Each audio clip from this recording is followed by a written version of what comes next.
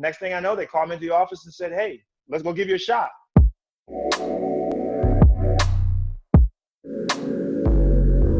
How did you get the gig working for the Daily News and for Time Magazine? So part of what I always tell young people and people in general is, it's just not good enough to dream. You just got to believe in yourself that you can go do it and go try get it.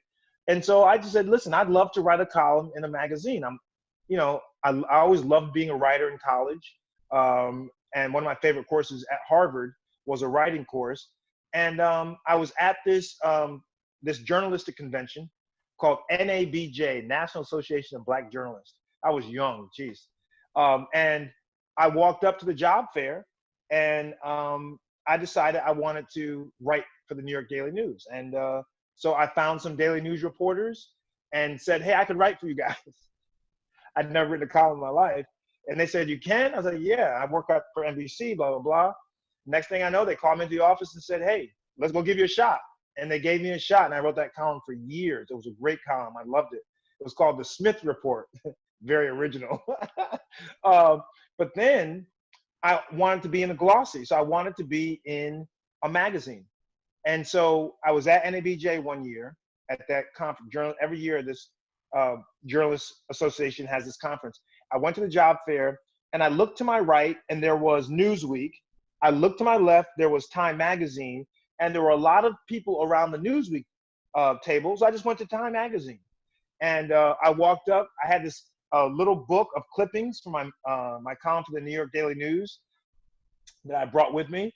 I walked up. There was an unassuming guy standing there, a little short white guy. And I said to him, hey, I'm Dr. Ian Smith. I'd love to write for you guys. He goes, you would? I was like, yeah. And so I showed him my little clippings, and we got to talking. He went to Harvard. I went to Harvard. So we had that nice little connection. And he said, hey, when we get back to New York, come across the street, because Time Magazine at the time, Time Life Building, was across the street from 30 Rockefeller Plaza. He said, hey, come across the street. Let me introduce you to our health section, the editor, and see if we can do something with you. 2 weeks later, they hired me to have my own column in the magazine.